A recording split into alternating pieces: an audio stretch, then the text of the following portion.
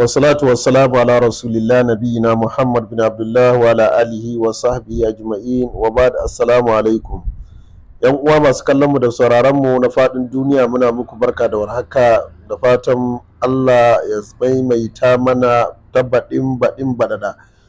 Barkanmu da sallah, Allah ka karba mana ibadunmu.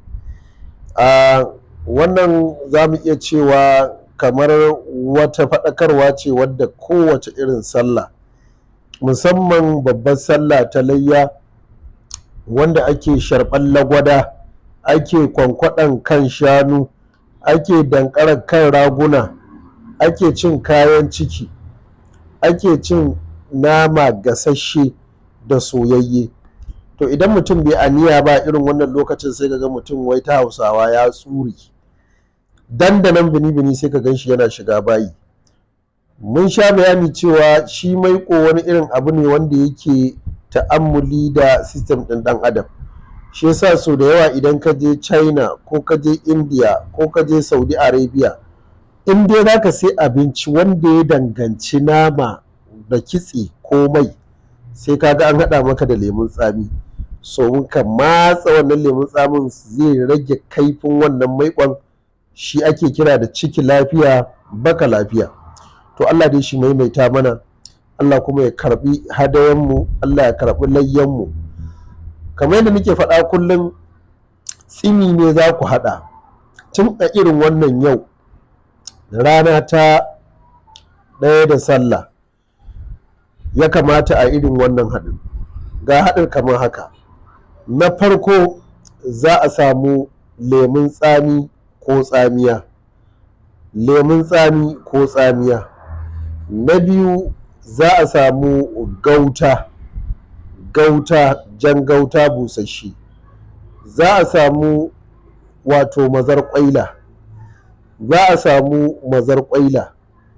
za a samu garin wato ararraɓi, za a samu garin ararraɓi, za a samu tazargade, idan da hali sai a samu sabulun Sokoto na sha.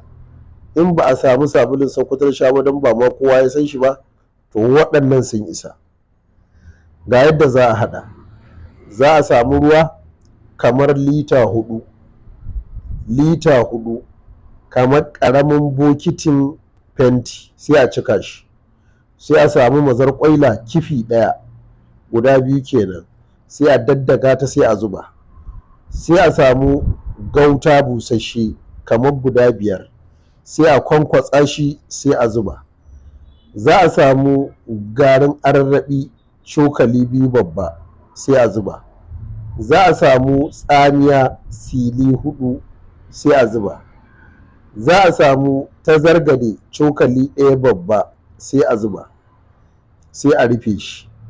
So ake a jika shi kamar tun karfe 5 na yamma. Misali yau in aka rufe shi, ba za a yi amfani da shi ba sai gobe da safe.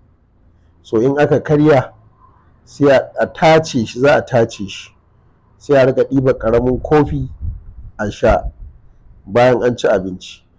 In gidan da yawa haka, kowa zai zo ya sha wannan. In kana da hali sai ka ƙara haɗawa.